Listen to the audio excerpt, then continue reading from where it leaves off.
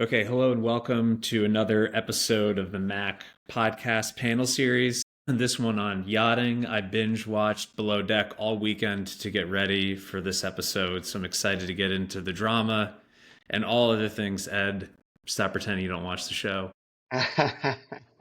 So let's get started with brief introductions to give people a sense of who's part of the conversation today. We'll start with Ed, then go to Kevin, and then Alastair. Sounds good. Well, thanks very much, Brian, first of all, for having me on the podcast. Very excited to be here. My name is Ed Rhind. I'm a partner with Campbell's, based over here in the Cayman Islands. I advise on Cayman Islands law and also British Virgin Islands law, and I sit within our marine and aviation team, which forms part of our wider family office and private capital practice. Kevin. Right. Yeah. Echoing the thanks, Brian. Happy to be able to participate. My name is Kevin Frisch. I'm a partner with Foster Garvey PC. I sit in our Washington D.C. office. We're headquartered out of Seattle. We are in this group primarily owner side representatives in the mega yacht space, 60-meter plus category, and help with purchase, sale, refit, and that sort of thing. Hi, good morning. Thanks for having me again, Brian. Nice to see you and be involved in this podcast. My name is Alastair Callender. I've been in the yachting industry for 20 years. My background's international awards in sustainability, yacht design, and innovation. And I've been in the yacht charter vacations and yacht sales sector of the market for about 16 years. And I run the Americas region for Moravia Yachting. And we're part of the wider Hill Robinson Yacht Management Group. So thank you all for joining today. It's a fascinating subject matter, and it was fun to get educated on my end about it before the show. Alistair, let's stay with you. Is this purely a lifestyle asset, or can it be investment oriented? And how do you see families initially navigate that distinction? Yeah, great question. What I see is yachting is ultimately an emotive purchase. No one needs a yacht, but that said, all my clients without exception say it's their very most favorite and special time with loved ones, family, and friends. And so I think perhaps rather than return on investment, it's return on experience. And certainly the feedback that I get over the years is clients love their time on the yacht. It's a lifestyle asset, but at the same time, often it's priceless memories that they'll hold on to for a lifetime with their family. And so it very much sort of echoes that family time and the emotive side of life, which I think people come to yachting for and return time and time again. So, Ed, Kevin, same question for you. Let me start with Ed, and then we'll get Kevin's thoughts. Yeah, I think I agree with what Alistair said. As far as I've always come to understand it, a yacht really is a luxury item. As Alistair quite rightly put it, nobody needs one. But having a yacht, represents a level of flexibility, a level of privacy, and a very, very sort of special experience that the quite unique, high level category of clients we're lucky enough to act for really do enjoy. It is a very special experience, and there are different trends, there are different ways that these people like to enjoy and use their yachts. But yeah, fundamentally, it's obviously a very expensive thing to look after. It's a heavily depreciating asset, and as regards a decision matrix for any one a high net worth individual or family to buy one, it's probably on a slightly different set of parameters to a typical investment.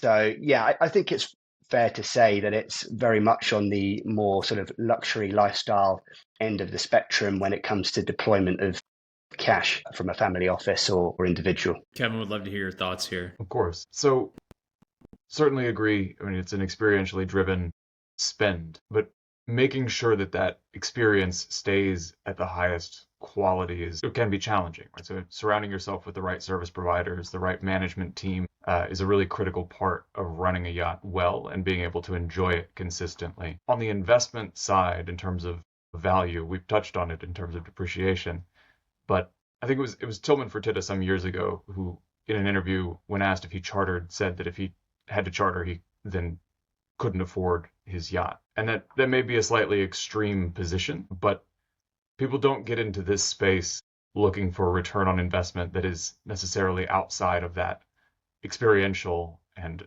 familial return. You can cover some costs, you can defray, but you shouldn't get into this expecting to make any money. There was some bubbly years associated with COVID. People were happy to arbitrage some build slots, and some folks did make a good bit of money in that world, but that's not the norm. That's not a standard. So that's a great segue into the next conversation piece here, Kevin, and we can stay with you. Walk us through the ownership structure options here, in terms of full ownership, fractional, charter, and kind of what are the maybe definitions around some of those terms. So a couple of different approaches to ownership structures, right? And some of that is going to be driven by where you plan to keep your yacht. So if you're a US owner and you plan to keep your yacht domestically, you're probably going to hold through a US company. And that gives you all of the flexibility in terms of ownership and control that every corporate form makes available for everything else. You place the asset in the entity and carry on. If you're operating abroad, which is very, very common, then you're going to set up a Cayman Islands holding company or a holding company elsewhere. You're going to flag offshore. And so you can use designee directors and that sort of thing. But we see some joint ownership, but these are typically single UBO assets. If there are multiples, they're often a couple rather than business partners, although that does happen now and then. Ed, maybe help us expound there a little bit in terms of at least the jurisdictional issue, but how families kind of think about this on the onset in terms of what ownership structure and what the decision matrix looks like for them. Yeah, sure. So, I mean, to Kevin's point, how one structures the ownership of a yacht is very much driven by how the yacht is going to be used, where it's going to be located, nationality of the ultimate beneficial owner. There's a myriad of tax considerations, so on and so forth.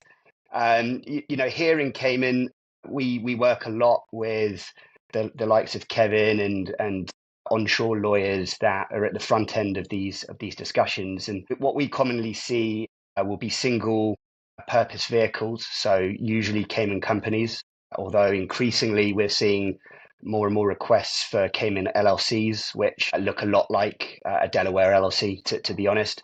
And these entities will own a single vessel. Sometimes they may also own tenders, chasers, although generally we encourage those to be held separately by separate entities. And then you can get all kinds of different sort of ownership structures above that. At the simplest level, you'll just have the UBO own 100% of the shares issued by a Cayman company, and that Cayman company will own a yacht. Fractional ownership, we're receiving more queries on fractional ownership, and I'd like to say that that's probably been within the last year or two. As you might imagine, it's a slightly different sort of part of the market. The higher the value the vessel, then you're most likely going to see a single owner, somebody who really wants to kit out their vessel to their own tastes, their own spec, and ultimately want to be able to use the vessel however they wish to be able to use the vessel without having a discussion with anyone else. Fractional ownership can be a great way for somebody looking to dip their toes in yacht ownership, but a lot of thought has to go into how that works, who's managing the boat and the corporate setup and sort of the basis for which decisions are made for using the boat and giving access to people. And to be honest, it's certainly growing at the sort of lower value sort of end of the market. But because what we're really talking about are very sort of high value luxury, big ticket items, you tend to see single ownership really more so than fractional. I think that's fair to say, or at least that's what I see in Cayman. I don't know if Alastair wants to pitch in on what he sees at sort of more at the front end of the market. Yeah, please, Alastair. Certainly, I'd echo everything that's been said. Obviously, I'm having the conversation with the principal or the potential person who's going to be purchasing the yacht. Back in 2011, 2012, I was involved with a yacht fractional ownership program with a shipyard that I used to run the exterior design and marketing for in the US, and they're based in Italy. And we thought about how do we fractionalize a yacht similar to the private aviation world.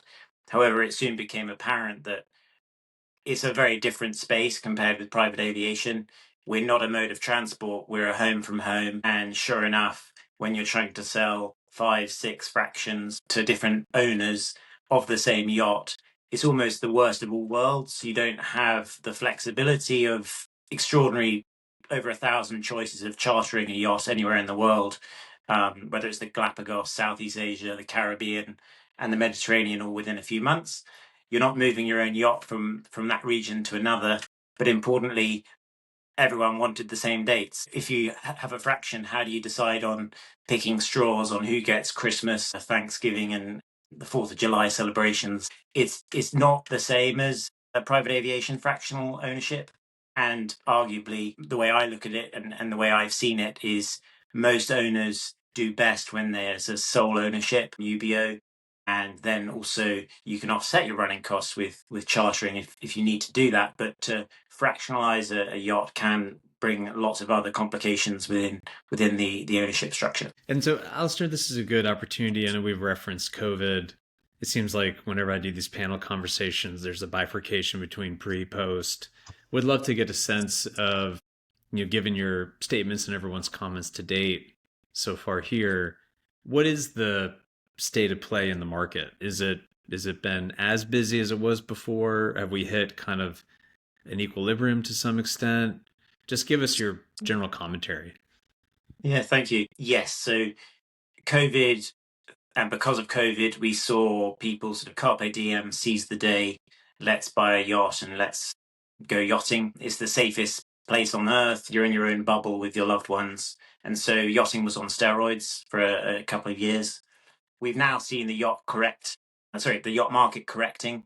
And, we've still got great demand, but we're not seeing the peaks and the heights of post-COVID, and we're back to a sort of more sustainable level. That said, charter on the vacation side, which is a primary area of my business, I'd say has never been busier. And I think that fuels the future for the ownership side, certainly fuels demand, and that's the pipeline. I think 70% of yacht owners today originally charter a yacht. So thanks to a healthy charter market, it's been the best year of my career, put it that way. So hopefully going forward, we're going to see a strong and sustainable sales market with that. Kevin, would be great to hear your thoughts, and then we can round out with Ed just on the state of the market, trends you're seeing. Sure. One touch point on the fractional ownership is also that we had a client recently investigate it for his purposes for a smaller boat. And given the running costs, the membership costs, and the limitations associated with the fractional ownership program, it wound up being functionally cheaper for him to purchase his own vessel and park it in that market than it would have been to buy into the fractional ownership structure and then subject himself to the workarounds needed with respect to the dates and that sort of thing. So maybe it was a matter of geography or the type of vessel he was looking at, but it was an interesting outcome in terms of the research. Post-COVID market, I mean, it is very, very much live. As Alastair mentioned, charter market is full and busy. The thing that I'm seeing now that is quite interesting is that on the larger end, the yachts that take 5, 6, 7 years to build that were slotted and purchased in 2020 are now starting to deliver. So those yachts are coming out of the yards and moving out. But many of the owners' circumstances have changed relative to situations post-COVID. And so I think we're going to see some continued motion in what are functionally brand new vessels being brought out and placed on the market through this year and into next. Yeah, super. And over to me, and just for some context in case it wasn't absolutely obvious, which it may be. So anyone looking to acquire or charter a yacht, at the front end, they'll come to a first-class brokerage, they'll speak to someone like Alastair who will, hold their hand and walk them through that process and talk about the options. From there, Alastair will put them in touch with someone like Kevin, and Kevin will deal with a number of the onshore legal questions, and then Kevin will come and work with someone like me about setting up, ownership structures and providing sometimes fiduciary services to the entities which own the yachts. And so what I do here in Cayman, we set up, we help incorporate entities, we provide a full suite of fiduciary services, including directors that sit on the board of the entities that own the boats. And so, we see a fairly broad range of what's going on in the market, at least insofar as it's touching the Cayman Islands and the British Virgin Islands. I think from our perspective, sat over here in Cayman, sell and purchase has been reasonably steady. Maybe I want to say maybe a little bit quieter than we've seen it in years before. Chartering has been very, very active. We've seen an awful lot going on there. We're regularly engaged to help in those processes.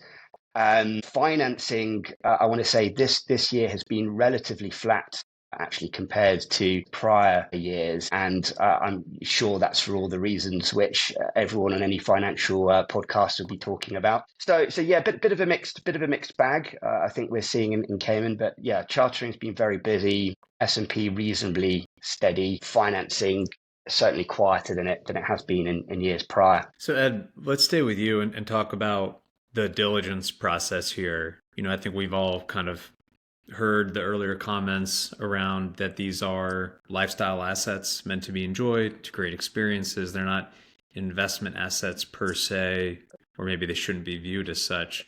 But if you're the third-party manager of a family office principal and you've been told, hey, I would like to, purchase a yacht, you get the parameters and the buy box.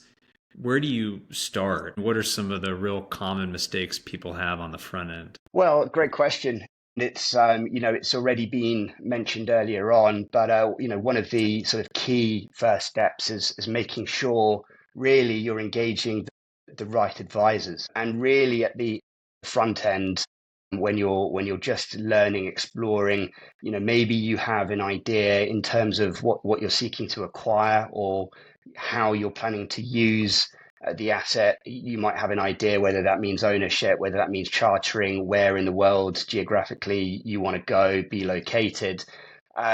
Even where you're not sure, it really pays to engage a quality broker, someone like an Alastair, who can really walk you through all of the considerations, all of the pros and the cons to every sort of facet of dealing with a yacht and enjoying that experience. And it's really key that you start and you engage the right person to help you on with those sorts of preliminary queries from the outset. Someone who's well connected in the yacht world with management companies, with lawyers, be it onshore and offshore, because again, this all comes back to the fact that this is an experience. And look, we love to talk about enjoying the boats, being out in the water, and obviously that's the great bit. But the experience of yachting starts far before that, and it starts with engaging all of the different service providers and having all of the conversations which take you ultimately to the place where you get to enjoy the asset and cruise around on it. So, I mean, I'll probably let Alastair speak to, how he comes across people that are new in the market, interested in exploring, dipping their toes, or certainly how he deals with more experienced owners and their families. Over to you, Alastair. Yeah, no, it's all very important conversations that we have up front. And I always say in life generally, but also in yachting, you don't know what you don't know. And so it's so important to get key stakeholders and advisors who are independent to look after the principal and their interests as opposed to anyone else's interests. And so that's where it works beautifully when I can bring in my colleagues in the Hill Robinson yacht management team. We can talk about option A and option B. Are you looking to run a 150-foot yacht or a 200-foot yacht? Will it cost you $5 million a year or $15 million a year? in reality, you got to look at case studies of other yachts that are comparable to actually know what it will cost you, and therefore you know what you're getting into. Ultimately, enjoyment comes from many aspects and avenues, but if you get out of your depth too early, that's a very sad day when someone's not enjoying their yacht, sell their yacht and get out of yachting forever. They've been ill-advised on the front end, and it's so important to have sound advice from a whole team of sort of 360 vision around the principle. And that's where we can draw on our colleagues' expertise in the yacht management side, the running of a yacht, the refit every 10 years. You've got to do annual maintenance and key points through the yacht ownership. So what does it really cost you over 5 years, not just the first year? It's all these really important conversations that we're having. And a quick example is where, about 5-6 years ago, I saw a client go directly to a shipyard, and sadly, they came out with a yacht that was wrong. It wasn't the right size. It wasn't the right amenities. The design and everything else didn't fit or suit the design brief. And so sadly, the yacht was listed straight away, actually just before it was launched. It was listed for sale because it was the wrong yacht and they didn't have that advisor on the front end. So it is absolutely fundamental to get a trusted advisor, and they can then talk through all aspects of yacht ownership from the get-go. So, Alastair, I want to stay with you and then move on to Kevin, and more on the qualitative side for you. What are the big questions that ownership needs to ask themselves in order to make this next series of, I would expect, would be kind of a waterfall of decisions around this? Yeah, it's an interesting conversation, and I'm having it regularly. I think it's important to first of all work out, have you ever been on a yacht before? I had a conversation last week with a client. He's about to have a large liquidity event with a B in front of it. And they said, we'd like to buy a yacht. I said, fantastic. I'd love to advise you. But first, can I recommend we charter a few yachts first? Again, you don't know what you don't know. Do you want 6 cabins or 20 cabins? Do you want circumnavigation and ice class hulls to go to the ends of the earth? Or are you planning to island hop around the Caribbean? It's very broad, and there's so many conversations to have. How many guests are you going to host? Do you want the heli skiing and submarine? Or are you happy to sit in Monaco and Saint-Tropez and enjoy that sort of lifestyle? So a bit like automotive world, there's so many different animals. You can have a around the world explorer yacht, but you could also have a fast sort of Ferrari that goes from A to B as fast as possible with less amenities and therefore less volume. So it's all these conversations that you need to have up front long before jumping into yacht ownership. And then, of course, there's a big reality check. That's when my colleagues come in the yacht management team. What does it really cost you? How does crew recruitment work, and how does that structure all break down? And I think these conversations are so important to have on the front end. Definitely echo the importance of the conversations up front. So often I think these are visceral decisions. Maybe you've chartered and you really liked it. It was a great week, and you want the boat that you were on. You want that one. And often the people who are chartering these vessels are in position to then acquire the same vessel, and that's fine. That's all well and good. But if you've chartered it in a place, well, that's a large part of your experience, and someone else has done the legwork to find out how to operate that yacht in that location. And so if you've now purchased the yacht in the place where you've chartered the yacht, and your friends are going elsewhere, and now you want to travel elsewhere, you may find out after the fact that your engines aren't appropriately rated to enter the other markets that you're trying to go to. I mean, if you're chartering it first, you can be pretty confident that it's legal to charter as long as your advisors have done their jobs. But if you're purchasing, whether new or on the secondary market, you also need to be looking ahead. Whether you intend to charter or not, there are different build specifications. And if you don't build sufficiently, or if you don't buy a yacht that's been built to the appropriate specifications, you may not be able to charter it at all from a safety and regulatory perspective. And if you don't ask the question, if you don't plan for the ability to charter, you may wind up removing that from your potential future. And that's not easy to fix. That's not something you go into a yard and spend a couple weeks rectifying.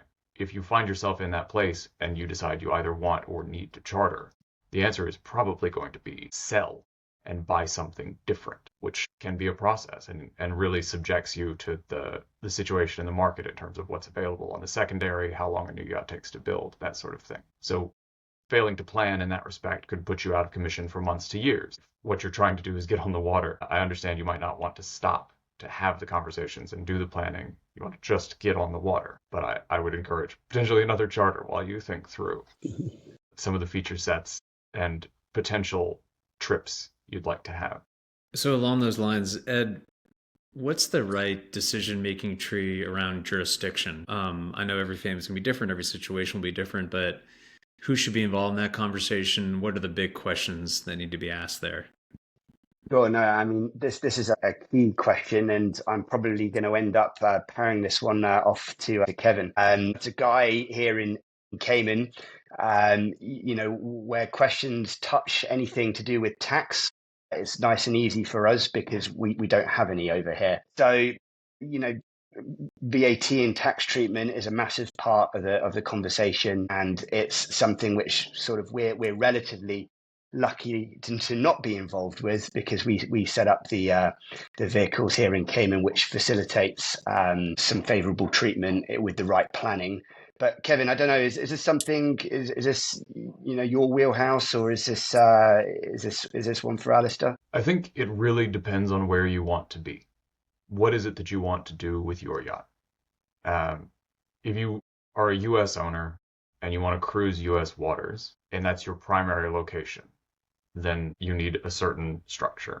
But if you buy and flag foreign and park it in the Med for a while and then decide you want to come to the U.S., there are going to be limitations on how long you can stay and what you can do while you're in domestic waters. So this is a part of those upfront conversations about the use case.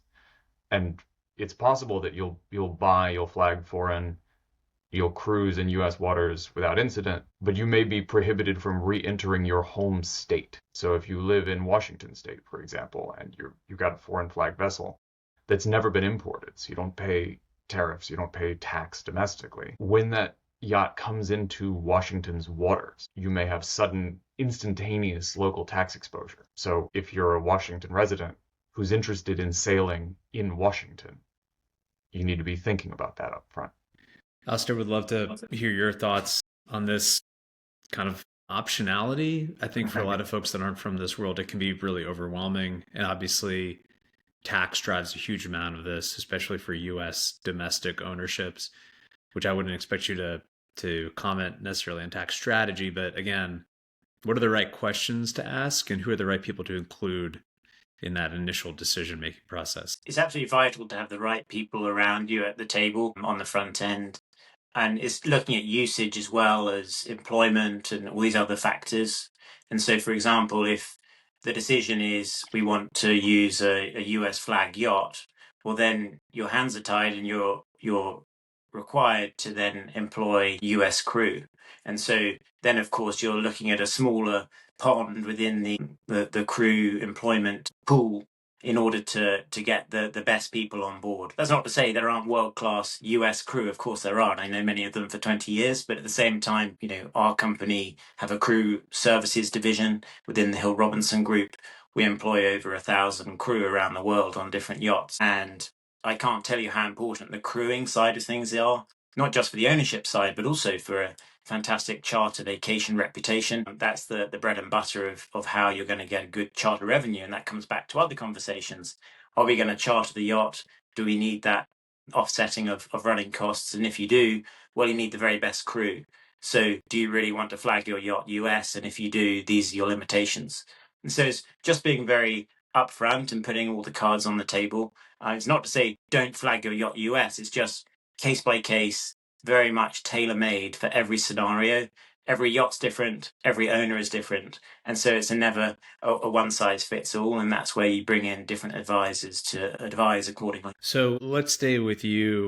I think you alluded to this earlier, but looking at projections, not just on a year one basis, but on a 5-year plus run rate basis, this actual cost of ownership and maintenance and management, the total kind of all-in number, What's the right way for people to diligence this? Is it to put together a model and stress test it? Is it to bring in a third party consultant and kind of do a reality check on what kind of families are thinking and what professional management is saying? And I'm sure it's just this kind of iceberg concept of there's a number, but then there's an actual number. Yes, it's absolutely vital that you have those with experience at the table. I lean a lot on my yacht management colleagues with conversations like this.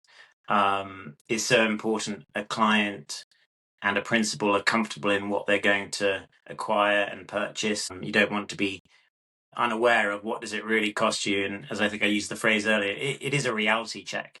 And so it's important to realize, yes, you could run the yacht for 15 million a year, but if you're trying to provide the very highest level of maintenance and crew, and do you want to give your crew rotation, and that's more expensive than other options, that number can increase. And so again, my yacht management colleagues are world class at what they do, and they have real case studies to say this 200-foot yacht or 400-foot yacht will actually cost you X amount instead of Y, because we've seen it time and time again when we've been on the front end in the coalface managing these projects and managing the crew. Sometimes you have 30, 40, 50 full-time crew on a yacht, and that's a mini business in itself. And obviously crew costs can get quite high.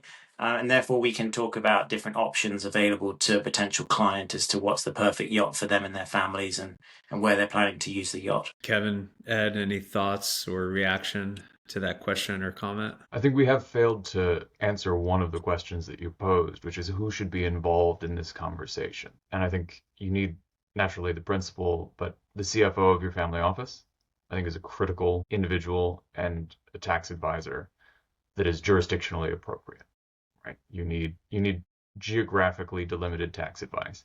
So your US tax advisor is not the person to speak with about your sailing in the Med. If you're in and out of Italy and France, you need to speak with that people in those jurisdictions. So you start with your broker, talk about where you want to be, how you want to use the yacht, and then that will inform who you need to rope into the conversation. Yeah, I think that's exactly right. Can't say I have much more to add to Alastair and Kevin's take on that. So in regards to something Alastair referenced, the management, the staffing, obviously the question of kind of how you select those folks and how you manage that overhead and payroll and human talent, especially when it comes to the captain. What are best practices there? Do folks have kind of full-time staff that's dedicated? Do they utilize a service? Is it all the above? Are there kind of 2-3 big options or decisions that folks need to make? Alastair, I'd love to get your thoughts. Yeah, great question. And I think arguably one of the most important questions is the crew in which you have on board your yacht. That will ultimately provide the experience and the level of service. I hear time and time again from clients that yachting, the level of service on a yacht, and particularly the cuisine, is world class and exceptional. And many of my first time charter clients had no idea what they were missing compared with their other experiences, whether it was in a villa or a chalet or in their home. The crew is world class, and the service reflects that.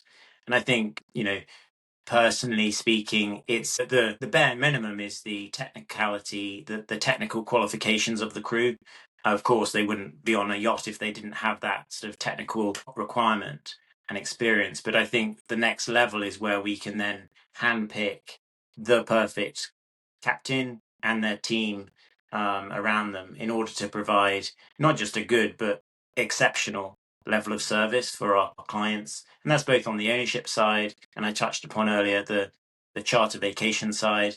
Sometimes my clients on the charter side, they follow where the crew goes. So if the crew moves to a different boat, my clients will like to go on their vacation with the crew as importantly as what yacht they're going to be chartering. And so I think that goes to show the level of service. We have a database of 20,000 crew around the world. Crew services are a very important area of our business and our structure, because if you get the crew right, everything else follows. And some of my colleagues in the industry, they're captains on yachts. They've worked their career And they've followed the yacht owner around for 15, 20 years over their fourth, fifth, sixth super yacht. And so it's that level of continuity that you can have in that crew retention. It's not my world, it's yours, Brian, but when it comes to recruitment and human capital, it's so important to get the right people in place. And then if you can keep a crew for many years on board, that's testament to the yacht, to the owner, and obviously the successful charter program. And so I'd endorse anyone to make sure their crew is perfect, and then the culture on board will follow. So there's obviously a life cycle to these assets like anything else. Nobody wants to maybe envision the world where they have to sell this asset, but these things do come to an end. Kevin, Ed, thoughts around structuring or logistical issues or things to keep in mind on the front end, knowing that eventually there would be potentially a sale of these assets? Yeah, great question. I mean, actually, to carry on the theme of crew, and just to sort of add to what Alastair has said, the crew, the quality of the crew that's on board the vessel. I mean, it's so important, not just in terms of the enjoyment of the people on board the vessel, but to precisely this point. There's an awful lot of crew behind the scenes, your engineers, so on and so forth, that are actually, they're entirely responsible for looking after the vessel. And, when you look after the vessel, that does two things. On the one hand, it actually enhances the experience of the people on board, or at least it doesn't detract from their experience because for reason of any sort of technical issue. But critically at the back end, it goes to asset value preservation. And anyone in the secondhand market is going to want to understand, and it'll sort of form part of their decision matrix and how they approach the acquisition of a secondhand vessel, how it's been looked after. And the quality of the crew, the quality of the flag. A place like Cayman, which is part of the Red Ensign group and very well known for requiring the highest standards of operational maintenance, these really play in to the back end of when you come to look to sell your vessel, because you're going to, of course, have enjoyed it so much you're looking to get a better one. Kevin? I think it comes back to the conversations before you buy. And I mentioned it earlier in the discussion. If your engines aren't appropriately certified, you can't charter your vessel. And so on the back end, you're going to be able to sell a vessel that is equipped and rated for charter, even if you never chartered it, at a higher price on the secondary market than a vessel that is not capable of doing charter work. So that is determined before you make the purchase to begin with. Similarly, brand is going to be a factor, right? The yard that you purchase from, the maker of the vessel, is going to be impacted by a number of things. What do you want to do? How do you want to drive? What experience do you want to have? Where do you want to go? But some yards will hold value better than others. Some types of vessels will hold value better than others. And so looking at comps is a good thing to do up front. Yeah, I'd echo that. And certainly these conversations I'm having with clients every day is, I always use the analogy of the automotive world. You can have a Honda Accord, or you can have a Rolls Royce, or you can have a bespoke Rolls Royce. There's different levels of shipbuilding and yacht building too. And so, of course, the higher the quality yacht, not only is the seaworthiness, the vibration, the sound, the quality of everything on board exceptional, but also it's that resale value and the proposition at the other end. And so I'm always talking to clients not only about the builder, but importantly the designer. My background's yacht design, and I have lots of friends in the yacht design space. And so it's important to select the designer that's not only going to obviously provide an exceptional and world-class design, but also consider the reputation of that designer, because that will help with the resale value on the other end. And of course, you've got other quality questions, whether it's, do you want a custom yacht, semi-custom yacht, production yacht? Again, the more yachts that are similar to your own on the market, of course, there's more comparable yachts out there and more competition.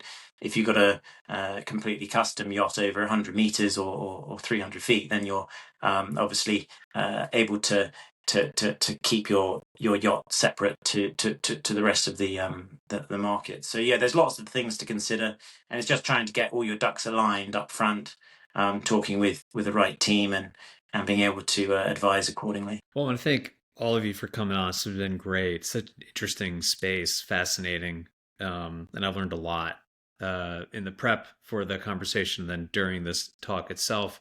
As we round it out, we'd love to go around the room. Trends, thoughts about the future of family offices and how they're approaching yachting. It'd be great to just hear your general commentary, Alastair, Kevin, and then Ed. Thank you. Yeah, I've really enjoyed the conversation. I think for me, these conversations are often talking about the future. I'm seeing the average demographic of yacht owners, the age getting lower and reducing. Perhaps the lifestyle of yachting is changing rather than people requiring the formal dining spaces on a yacht with silver service and that side of things. Perhaps people are giving way to more sort of active, fun lifestyle decisions, and that does impact and change the design space. We're seeing more and more what's called beach clubs on yachts, where it's the most extraordinary space right at the water's edge. And I'm seeing a younger demographic really push for one of my area and what one of my areas of expertise and passions is sustainability in yachting. I've been talking about sustainability for many years at the United Nations and other venues, and I think propulsion and perhaps how the yacht is being operated. I'm looking at hybrid solutions, solar, hydrogen fuel cell we've seen launched recently out of a major shipyard. And so all these conversations, it's up to me as the advisor to put these conversations on the table. And sometimes not only is it a great decision for planet Earth, but also it's an economic good decision too. So we can have these conversations up front, and it's an exciting future, one that I've thoroughly enjoyed in the last 20 years and look forward to the next 20 years. I think the design, energy efficiency, and environmental impact conversations are indicative of a tide shift in the space, which is all for the good, right? The less fuel you use, the less pollution you're generating, and the less you're spending to get from point A to point B. So it's net positive in every direction. I think we're headed into the next 5, 10, 15 years of some very, very interesting engineering. The launch that Alastair mentioned is a very large vessel and very distinctive and quite an expensive proposition. But owners like that are paving the way for people in different realms and in smaller platforms to iterate on their technology and to roll out things. The proof of concept demonstrated by that yacht is hugely valuable for the entire industry. So yeah, I don't know where it's going, but I'm looking forward to seeing how all of that evolves. And I think a lot of owners are as well. Yeah, absolutely agree with that. I think environmental considerations and sustainability has been a really, really big part of the conversation for the last few years, quite frankly. And there's lots of really exciting new technologies which are being engaged and implemented. And yeah, just to sort of echo what Alastair said, there is a younger demographic that's coming onto the market and are acquiring these assets. I think one thing we see quite a lot of in Cayman, it being a very big jurisdiction for all things, fintech and crypto, is that there's a huge wave of new money amongst a much younger sort of portion of society that have done exceptionally well, continue to do well. They put in place all of their plans, and they're looking to sort of flex a bit and enjoy. And equally, what's quite positive is that amongst younger people, there tends to be a greater interest in all things sustainability wise. So yeah, I think that's going to continue to be. It's not that it's a new theme; it's been around, and everyone's been pushing in that way for the last few years. But I think that'll really continue to be at the forefront of the conversation. It's terrific. Well, thank you all for coming on. It's been great, fantastic conversation. I look forward to doing it again soon, seeing what we got right and we got wrong. Thank you again for the time. Absolutely. Thank you. Thanks, everyone. Cheers. Bye-bye.